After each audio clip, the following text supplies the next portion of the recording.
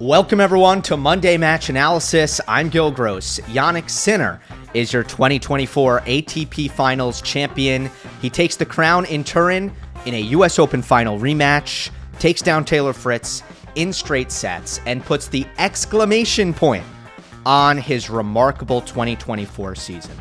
There have been better years than the one Jannik Sinner just put together, but they are very rare. If you isolate it to hard court, you have to alter that statement because there haven't been many years that have been better than this. It was one of the all-time dominant hard court seasons, capped off here by the all-time most dominant ATP Finals run.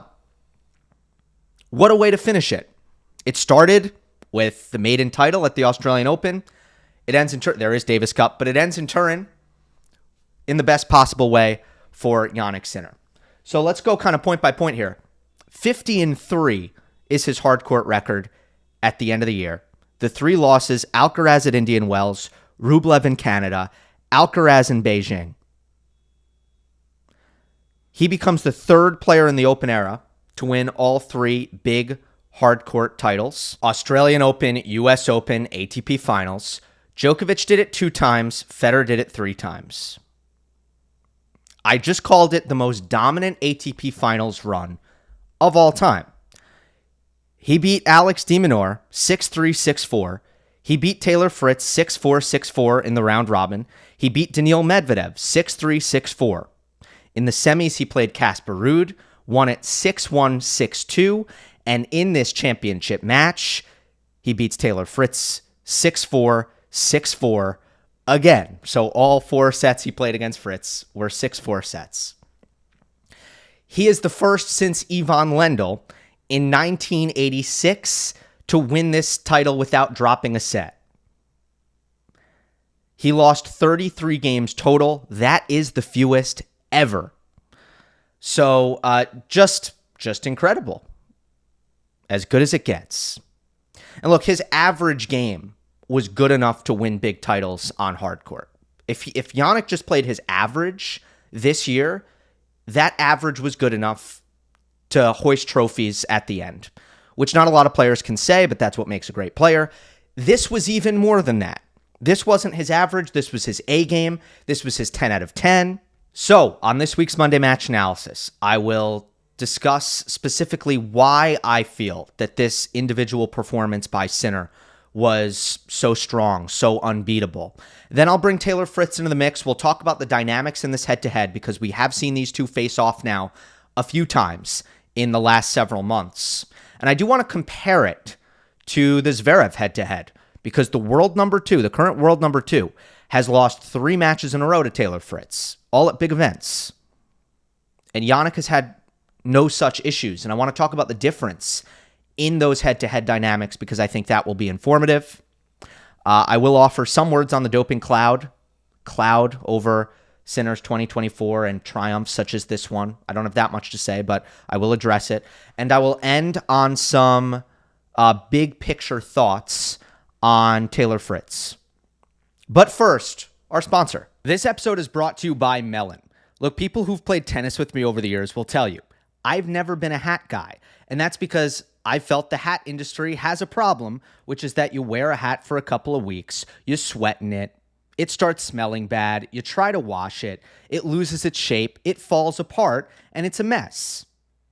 That has been my experience with every single hat until I discovered Melon, because these hats are designed to be the most premium and durable in the world. If you need a hat that's going to keep up with you, no matter what you do, that's Melon. These hats are engineered with antimicrobial properties, not to use a big word on you, but that is why when you sweat in them, it doesn't stain and it doesn't smell. And if you ultimately need to wash these hats, it's not going to lose its shape and it's going to come back looking brand new.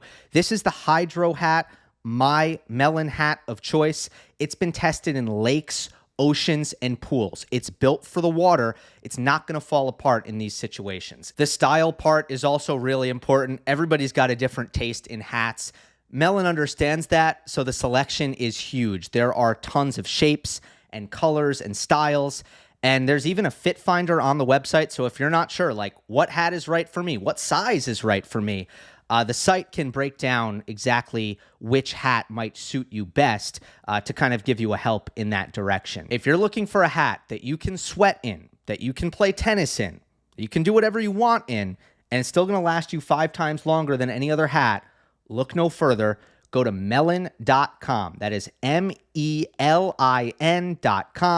and put it to the test yourself. So I thought about starting this analysis by talking about Jannik Sinner's serving, because I do think it was the most striking part of this performance. But sometimes I feel like it's a little bit boring for people to hear about serving, so I'm going to get to it, but I won't start with it.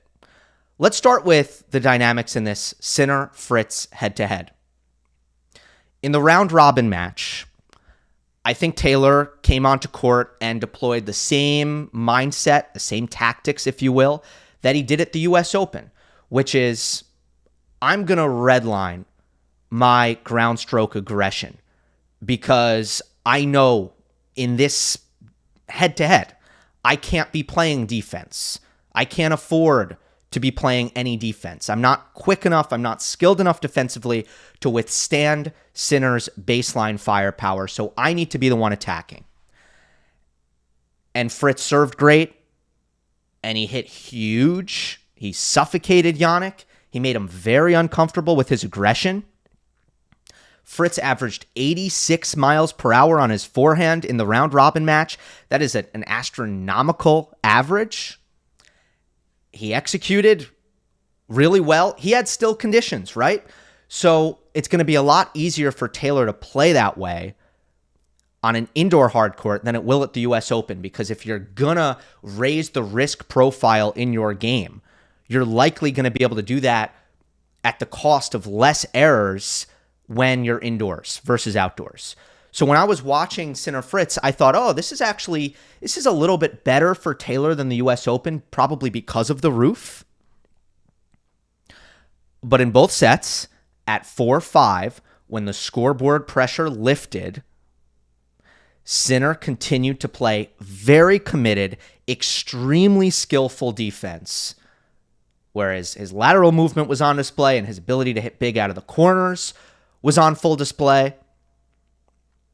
Stay balanced on the run, stay strong in the legs, all of these things that Sinner has gotten so much better with. And Fritz made forehand errors. So once the scoreboard pressure kind of came into the mix, Taylor was unable to play that with that redlining ground stroke aggression without missing. And it happened in both sets. Sinner's defense was the star of the show there. So the theme in the head-to-head recently, because this was the case at the U.S. Open as well, where Taylor ended up making a lot of unforced errors. I explained the next day on Monday Match Analysis that the reason he made so many unforced errors is because he was having to go a whole lot bigger, because he's unable to trust his movement the way that Sinner is able to trust his movement. And the big difference between these two is absolutely the movement. So the theme in the head-to-head is Fritz raises his risk, Sinner profits off of the errors. That's what's been happening. We saw a little bit of that in this final. I thought one area that I want to zoom in on, because we definitely saw it, a microcosm of it, was at 3-all in the first set. And we saw it on Fritz's second serve. So Fritz is serving here at 3-all in the first set. And at 15-all, Taylor hits a regulation second serve, slicing into, Sinner's forehand body. And Jannik hits a big forehand down the line return to force an error. That's at 15-all. This game ends up going to deuce. Deuce number 1. Taylor has another second serve. And by the way, up until this point in the first set, Fritz's first serve was marvelous. He was barely having to hit second serves. It kind of fell apart in this game. At deuce number 1, Fritz is going to hit an 112-mile-per-hour second serve. It's a lot bigger than he normally goes. And it works. It works in the sense that it gets Taylor into a neutral rally. It doesn't allow Sinner to attack the second serve. They play a neutral rally. Fritz wins it. Deuce number 2, Fritz tries to hit another big second serve. This one is 2 miles per hour faster at 114 miles per hour. It's a double fault. Taylor doesn't double fault very often, right? But this is the reward He doesn't hit an 114 mile per hour second serve very often, but he's playing Jannik Sinner. At 15 all, Sinner made him pay for a more average second serve, so Taylor's going for more. So he double faults. Deuce number 3, Fritz hits an ace. Deuce number 4, 109 mile per hour second serve. So it's 5 miles per hour off the pace of the double fault. It's 3 miles per hour off the pace of the second serve at deuce number 1 that was successful, that got Fritz into a neutral rally. So he kind of alters the sliders again. Okay, we're going a little bit slower. And what does Jannik do on this one? Backhand inside in return, forces the error off the return again. So Taylor is not able to get into the point. And I don't normally do this, but I thought the technique was so beautiful on this particular shot by Sinner that I want to take a look at it. So this serve is heading for Jannik Sinner's body, and he's going to kind of slide to his right. He's going to turn his shoulders. He's going to leap off of his right leg, and he's going to smoke this return inside in.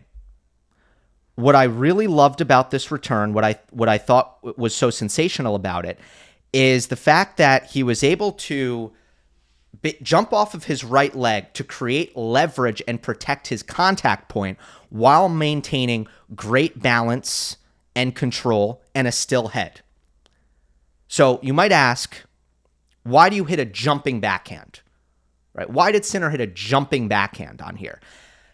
Some people might say, oh, it's more power, right? He's jumping, so he gets more power. Not true. It's not the reason why. And if you look at all of Sinner's fastest backhands of 2024, none of them are going to be leaping backhands. None. You actually lose a little bit of power when you do it. But the reason you do it is to achieve a more comfortable, more favorable, more powerful, and stable contact point by elevating the level of your shoulders. So Jannik leaps off of his right leg on this return to elevate the level of his shoulders and gain leverage on the ball. All right? And what's so impressive about his ability to do this, you might say, well, why don't players do this all the time? Why isn't it that we see a leaping backhand on every high backhand?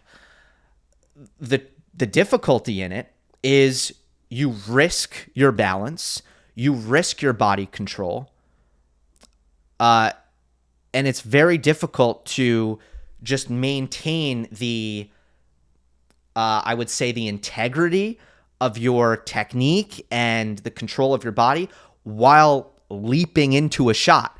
And just what I admire so much about this is the stillness of the head, the beautiful balance, the terrific shoulder turn that we see here, and just everything is on point while Jannik hits this leaping backhand to achieve a better contact point. It's just a gorgeous thing to watch, isn't it? All right, so that was the return at deuce to force the error, earns him another break point, and he ends up capitalizing on this next 3-all break point with a drop shot that we're going to look at later in the show. So for Fritz, you have this lose-lose dynamic here, right? In the US Open final and in the round-robin stage, Fritz decides, I'm going to play 110% of my capabilities. I am going to hit even bigger than I normally do. I am going to attack off of balls that I normally play neutral off of. And he loses cleanliness. And Sinner is able to make him pay for losing consistency by playing really, really tough defense himself. The alternative is Fritz can pull back a little bit to play safer and more consistent. There were more moments in this final where I thought Taylor tried that. And what happened? Sinner just drilled right through his defense. And we'll get into some of the ways he did that. It's a lose-lose situation for Taylor. So let's do a little bit of a comparison, right? Why doesn't Fritz have to do this against Zverev? Why don't we talk about the same thing against Zverev? Well, by the way, and the reason I discuss this is because since Fritz became a top 15 player, he is 4-1 against Zverev.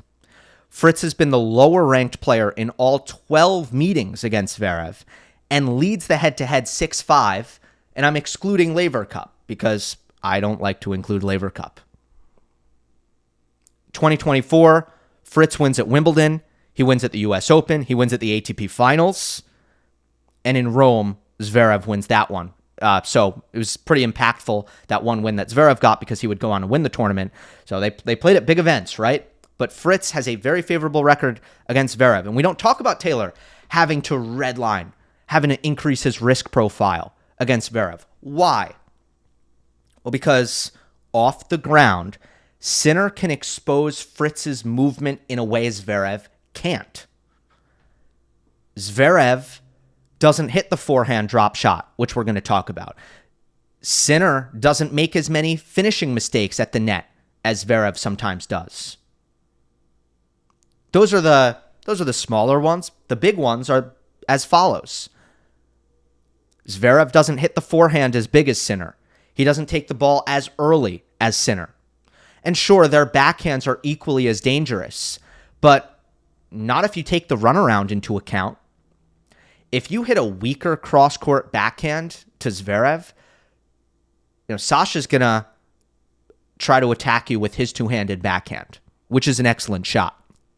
But it's not nearly as lethal as the result if you hit a weak cross-court backhand to Sinner, which is he's going to run around and hit you with his forehand.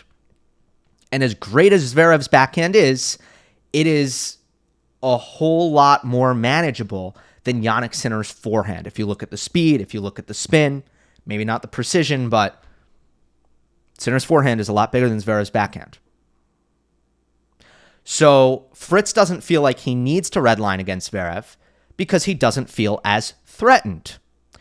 And as a result, Zverev in this head-to-head, he doesn't really have an advantage in either cross-court pattern, which speaks volumes about the quality of Fritz's backhand. He can't lean on shot tolerance in the neutral rallies because Fritz is actually excellent in that area when he feels liberated to play his most consistent game. And the movement gap has shrunk. It's still there between Zverev and Fritz, but it's really shrunk. Now, they've played close matches, and I think the biggest key in the Fritz-Zverev head-to-head has been mentally. Taylor has met the bigger moments better. He has been more fearless under pressure. His ground strokes have held up under pressure. Zverev made two, deceleration forehand unforced errors long in the third set tiebreak when they played. And that's the difference, right? But the bottom line here is, and you can also add that to the comparison, right? Jannik has the maximum trust in his game in the high leverage situation. So that's another area where Fritz benefits against Zverev, doesn't quite get the benefit of that against Sinner. And I'm going to leave it at that. But the bottom line here, outside of the comparisons and the technical X's and O's and the dynamics in these head-to-heads, is nobody beats Sinner playing like he did in this final. Nobody. Because I'd argue Sinner was great everywhere, every single area. And I would argue that Taylor Fritz could get no relief anywhere, even in the areas where normally you might be able to get some relief from Jannik Sinner. Because while we talk about Jannik Sinner as a player who has no holes, who is extremely well-rounded, and that is true, there are some parts of Sinner's game that are less threatening, less deadly. There are parts of Sinner's game that it doesn't keep you up at night when you're going to play Jannik Sinner the next day. You're not worried that he is going to serve you off the court. You're not worried that his touch, his feel is going to come into play in the biggest moments. Those aren't the things you're worried about. You're worried about his movement and his consistency and his baseline power, his evenness off of both wings, his ability to change direction off of either wing. Like, these are the things that you're worried about. But poor Taylor Fritz, he got served off the court. Jannik Sinner served lights out in this final. Let's talk about that. The narrative for Jannik's serve, I think, has been a little bit off. Because in Sinner's increase in results, in his rise to being one of the elite players in the game. His serve has been cited as one of the main reasons, the improvement in his serve. And I think it is one of the reasons, one of them. But I don't buy the idea that it's the chief reason, that it's the main factor in Sinner's massive improvement here. Now, he changed his technique.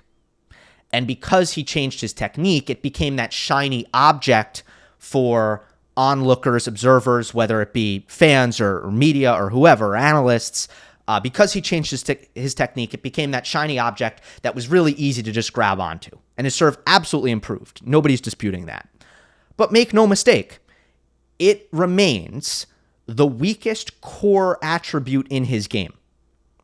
The weakest core attribute.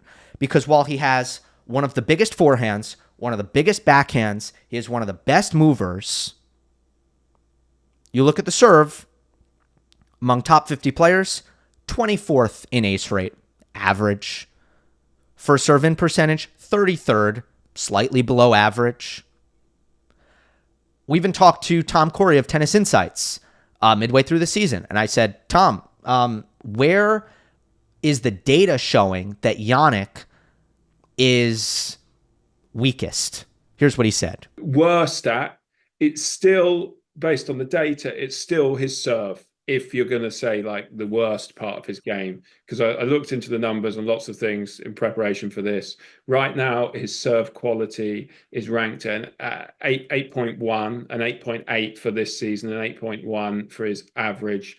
That puts him higher than tour average, but puts him 36th in the serve shot quality leaderboard, because there are a lot of good, certain people might go, yeah, his serve's really good, but there's a lot of good servers in the world of tennis. Some people that aren't anywhere near, with all respect to them, as good players as Sinner. Rinderknech, for example, rocket of a serve. He gets a higher serve quality score than Sinner, but he's nowhere near as good a player. Fritz, higher serve quality score, better player than Rinderknech, but not as good a player as Sinner. So all of this data that suggests that Jannik's serve is, his first serve is actually kind of average. Maybe it used to be below average, but now it's kind of average-ish. I think that's been backed up by the idea that when I'm watching Jannik's matches and analyzing them, it's very rare this year that I've said, wow, Sinner's serve took over. Sinner's serve just, it was the decisive factor. That's been exceptionally rare. I can't recall in any of his big matches where I've come on here and said, man, he was just crushing it with the first serve. Like he was barely having a play off of his first serve, right? That hasn't happened much. That was this moment for Sinner's serve. That was this match where Fritz couldn't get in points. He couldn't get in points. Sinner was serving too well. Sinner, 25% ace rate for the match. Career high. Best, most prolific ace match of Sinner's career. It was 37% in the first set, by the way. There were a few moments where Taylor had an opportunity. Sometimes it's not just about how well you serve, it's about when you come up with those serves. Well, there were a few moments where Fritz had opportunities. At 5-4, with Jannik serving out the first set, Taylor got to 30-all. Sinner hit an ace. A few points later, Taylor got a break point. Sinner hit a service winner. That was the only break point of the match. Ace to close the set. Ace to close out that game. In the second set, it was at 4-3. Taylor got to 30-all. Sinner hit an ace. That game got to deuce. Sinner hit a perfect spot at deuce to set up a sitter forehand drive volley. He hit another ace to close the game. And mind you, Fritz tried every return position possible, which I give him credit for. He was searching for answers. How the heck can I get in a point here? There were no answers. Sinner served too well. And this is what I tweeted, like, when the strongest baseliner in the world, it's him and Alcaraz. I don't know who I'd give the edge to, but those two are the strongest baseliners in the world right now. And you can look at second serve win percentage and it tells you the full story. They are the best second serve players in the game, not because they have the best second serves, not because they necessarily have the best second serve returns, it's because they're the best baseliners. So the point is, if Jannik Sinner, who is one of the best baseliners in the world, if his serve is taking over, good night. Good night. You're not going to win. You're not going to break. It is the one shot that doesn't usually blow opponents off the court, and it blew Fritz off the court. It's the one thing that Fritz has over Sinner. It's the one area where you'd say Taylor is actually better than Jannik. He has a bigger first serve. He hits more aces. He gets more cheap points. Didn't happen in this match. I also want to talk about Sinner's drop shot, because that's another area where you'd say, like, all right, like, as great as Sinner is, he's not going to kill you with the finesse. Well, what happened on break point in the first set in this really, really crucial 3-all game? Fritz hits a neutral backhand that ends up coming off his racket kind of weak and very central. And Taylor knows at this point he's made a mistake. This ball is landing in the kill zone, and Sinner's winding up with that 3/4 stance forehand from the middle of the court.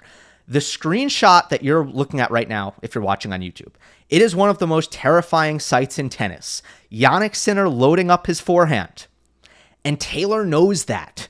There is fear right now in Taylor's subconscious that he is about to get the tennis ball absolutely laced in his direction. And we get the late grip change, and we get the drop shot. For the first time all set, we get the drop shot. And you see Sinner went from, look at the Turin sign as kind of a barometer. When he hits this backhand, he's 3 feet in front of the Turin sign. He recognizes he's hit a weak shot. He recognizes that Sinner has blow you off the court power. So by the time he split steps here, he is a couple feet behind the Torino sign on the court.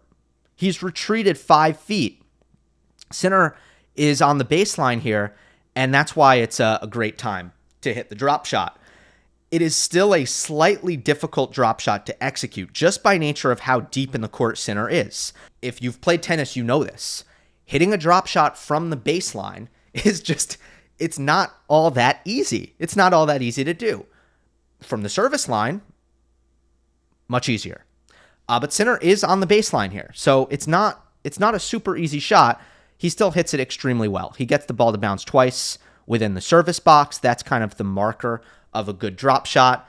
And, maybe Alcaraz gets to this ball and makes, Sinner have to hit a pass on the next ball, but Fritz doesn't have Alcaraz speed, so this is a clean winner.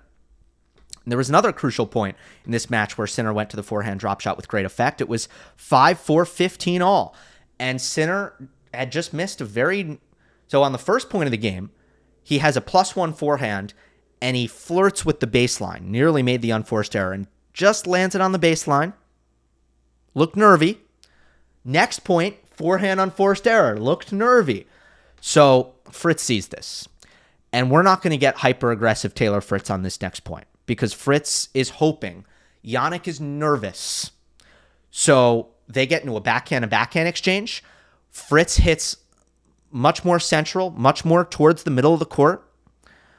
Ends up playing a lot of backhands deep down the middle. And he's going to make Sinner come up with something great. Sinner hits a strong backhand cross court, introduces a little bit of width, pushes Fritz back a bit, then steps inside the court. Not really inside the court, but he steps in a bit and gets his body weight moving forward for a forehand drop shot that he hits perfectly for a winner again. And the ball from Fritz, it came in with quite a bit of speed. And once again, Jannik was on the baseline. He was not in the midcourt. He was deep enough in the court where this is not an easy drop shot. The ball's coming in with pace. Sinner's deep in the court. It takes good hands to execute this drop shot at 15 all, 5-4 in the second set when you're trying to win the ATP Finals. And Jannik nailed it. I mean, we've talked about this with Alcaraz, but when your forehand is an enormous cannon of a weapon and you can hit a great drop shot and a well-disguised drop shot off of it, it's just such an awesome thing to have. It's such an awesome option to have. And Sinner was asked before the tournament, what shot does Alcaraz have that you would like to steal? And Jannik said, drop shot. Give me the drop shot. Well, guess what? He's getting there. He's getting there. There's no doubt about it. The only other thing I'll mention is that I felt Sinner's down the line backhand was also killer in this match. And Fritz really wants to settle into these backhand and backhand exchanges. He wants to, build that point with depth, find an opportunity to crank his forehand from the middle of the court or from the ad side of the court. And Jannik was so good. Now, I don't think Sinner was afraid to go backhand and backhand. It's not like we were getting early changes of direction every time. But when Sinner changed on a backhand down the line, when he made that redirect, he was absolutely clinical with it. And he pulled the trigger with his backhand down the line several times off of balls that I thought were pretty difficult to do so off of. Like Fritz hit a pretty good backhand cross-court trade, decent depth, decent pace, and Sinner was able to hurt him on the backhand down the line off of these balls several times. So I was really impressed the way Sinner was timing his backhand line. That's all for the analysis of the final. I do want to address the Sinner doping stuff quickly, which I'm not going to do every time I cover Jannik Sinner, as you guys know. But I did it after the US Open. I'm going to do it again here. I suppose, periodically it's good to address something that is very much exists in the public consciousness of tennis fans. That is very clear from social media. That is understandable. There is an ongoing trial happening right now. So it's not made up. It's not out of nowhere. It's a real thing. It's a sideshow. It's a simultaneous kind of constant thing that's looming here. Now, everything I've wanted to say about the WADA appeal, I've already said it, so I'm not going to repeat it. So just open up a new tab, look up Gill Gross WADA appeal. That'll come up if you're unfamiliar with my thoughts on the WADA appeal. And I would say, look, the idea that there's a dark cloud over Sinner's 2024 season, unfortunately, I don't think that's an opinion, right? I think it's just a fact. If you have a percentage of the tennis population that can't take Sinner's matches, his performances, his results at face value, if you have this distraction that currently exists simultaneous with all the things that Jannik has accomplished, that is by definition a dark cloud, regardless of if, Sinner is completely cleared of wrongdoing, regardless of if the CAS ends up deciding there's no suspension. I think, again, fact, not opinion, there is a cloud hanging over what Sinner does. However, I think at the same time, if you are connecting anything that Jannik Sinner is doing performance-wise with Klosterball cream, with 2 failed drug tests in March, you're taking a massive leap, and frankly, it makes no sense, right? So, obviously he's passing drug tests on a weekly basis at this point, just like everybody else on tour is passing drug tests on a regular basis at this point. Obviously, he wouldn't be caught dead going anywhere near Klosterball cream at this point. Continues to be a world beater. I think this is pretty basic stuff, right? And that doesn't mean that there shouldn't be consequences for what happened, the errors that occurred within his team that led to the positive tests. That doesn't mean there shouldn't be consequences for what happened. That's CAS's job to decide. If or if not, there should be consequences for what happened. That's an extra thing. Right? And that's where we're at right now. So I don't know what more to say about it. If there are questions, ask them in the mailbag, because I feel like I've exhausted anything I have to say about that at this time. I want to end talking about Taylor Fritz big picture. Another huge run from Taylor. And I just want to point out, I did tweet about this, in the world that I exist, which is, look, tennis podcasting, tennis media in the US, right? I have that kind of American exposure, right? There has been a constant conversation year after year after year of who's the alpha in American men's tennis, because there are a lot of options and they're pretty close together. Is this where Tommy Paul makes the leap? Is this where Francis Tiafoe takes the leap? Sebastian Korda, when is he going to break through? Ben Shelton, will he overtake? Will he become the alpha? Year after year, there's this debate before the year. All right, it's very podcast core. It's not something that really, really matters. But believe me, this has existed the last 3-4 years. Well, here's Taylor Fritz. He is the perennial alpha. He is that guy year after year after year. He continues to push the envelope. He continues to get better. And he continues to be somewhat underappreciated for many reasons. I mean, look, his serve is not as violent as Ben Shelton's. It's better. His backhand is not as pretty as Korda's. It's better. It's more consistent.